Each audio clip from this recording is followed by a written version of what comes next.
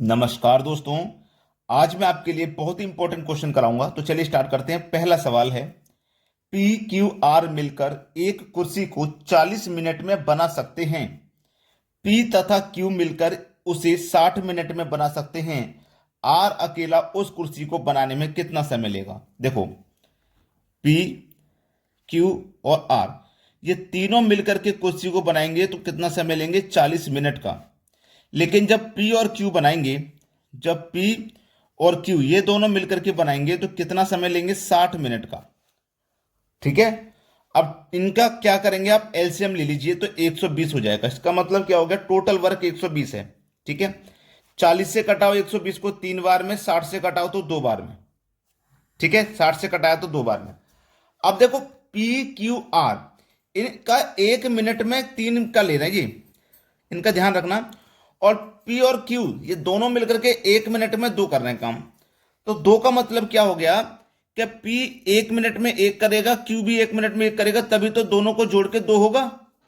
अब पी का भी 1 है, क्यू का भी 1 है, तो आर का भी 1 होगा, तभी तो जोड़ के तीनों का 3 होगा। समझ में आ गया ना? अब टोटल वर्क हमारा 120 है। पूछा है आर अकेला उस कुर्सी को बनाने में कितना समय लगेगा। आर का काम कितना है? 1, और 1 से 20 को 120 को काटो तो 120 ही समय लेगा। तो 120 हमारा बी ऑप्शन में दिया गया है, यह बिल्कुल सही जवाब हो जाएगा।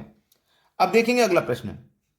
अगला सवाल है, एक साहूकार एक व्यक्ति को 400 रुपए 3 वर्ष के लिए, एक अन्य व्यक्ति को 500 रुपए 4 वर्ष के लिए साधारण ब्याज की एक ही दर पे उधार देता है।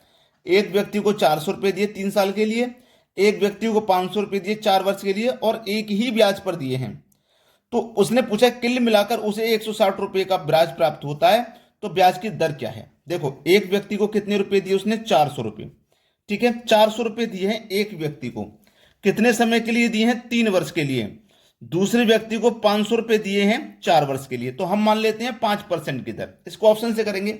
हम मान लेते हैं कि जो 400 रुपए है ना, वो 5% की दर से दिए। परसेंट का मतलब बटे में 100 हो जाएगा। 2 जीरो से 2 जीरो कट गए, 4 पंजी कितना? 20। अब 1 साल का ब्याज, 1 साल का जो ब्याज है 20 रुपया है, तो 3 साल का कितना मिलेगा? 3 से गुना कर दो, मतलब 60 रुपया मिलेगा। दूसरे व्यक्ति को 500 रुपये दिए हैं, वही रेट लेंगे, एक ही दर पे दिए हैं तो 5 का ही दर लेंगे, बटे में 100। 2 जीरो से 2 जीरो को 5 पचे 25। अब 1 साल का 25 रुपया है और ये 4 साल के लिए दिए हैं, तो 25 चौकू 100, और दोनों को टोटल मिला के कितना ब्याज उसे प्राप्त हुआ? 160। और देखो 160 ही तो प्राप्त हो रहा है। तो इसका मतलब उसने जो पैसे दिए थे वो 5% की दर पे दिए थे। पहला ऑप्शन हो जाएगा प्रश्न का बिल्कुल सही जवाब। अब देखेंगे अगला सवाल। अगला प्रश्न है, 15,000 रुपए की राशि पर 2 वर्ष के चक्रवृद्धि ब्याज और साधारण ब्याज के बीच 96 रुपए का अंतर है, तो वार्षिक ब्याज की दर कितनी है? देखो, 2 वर्ष का जब आपको साधारण ब्याज और चक्रवृद्धि ब्याज का अंतर वाला सवाल हो तो 2 वर्ष वाला रहेगा, तो उसमें हम क्या निकालते हैं? डिफरेंस बराबर पी आर का स्क्वायर बटे में 100 का स्क्वायर। याद रखना इसको, और आपका आंसर आ जाएगा डी फॉर डिफरेंस। डिफरेंस दिया गया आपके पास 96 रुपए का। ठीक है, बराबर प्रिंसिपल दिया है 15,000 का। रेट नहीं पता, रेट निकालना है ना हमको, आर निकालना है। आर का स्क्वायर दिया गया है फॉर्मूले में, बटे में 100 का स्क्वायर। 100 का स्क्वायर मतलब 10,000। देखो, 1 2 3 जीरो से 1 2 3 जीरो कट गए ना। अब इसके नीचे एक मान करके क्या होगा? Cross multiply.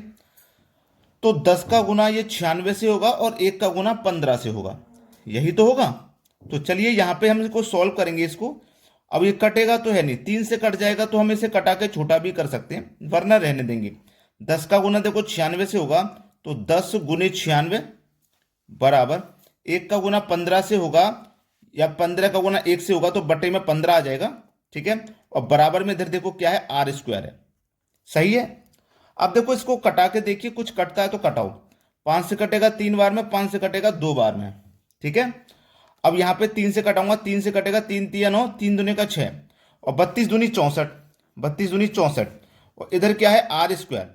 अब यहां से स्क्वायर हटेगा तो इधर आके स्क्वायर रूट का साइन लगेगा। अब 64 का स्क्वायर रूट कितना होता है? 8। तो आर की वैल्यू आ गई 8, मतलब 8%। सी ऑप्शन बिल्कुल सही है। अब देखते हैं अगला प्रश्न।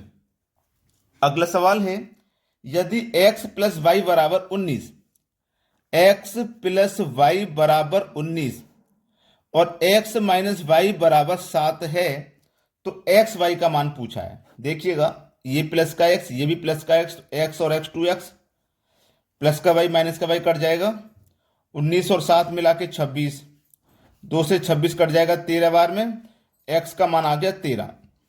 अब एक्स का मान 13 है, देखो एक्स का मान 13 है और एक्स और वाई का मिला के 19 है। तो देखो जब एक्स का 13 है तो एक्स के मान में यानी कि 13 में कितना जोड़ूं, वाई का मान जो कि 19 हो जाए। आप बोलेंगे सर 6 जोड़ दो, 13 में 6 जोड़ दोगे 19 हो जाएगा, इसका मतलब वाई का मान मेरा 6 हो गया।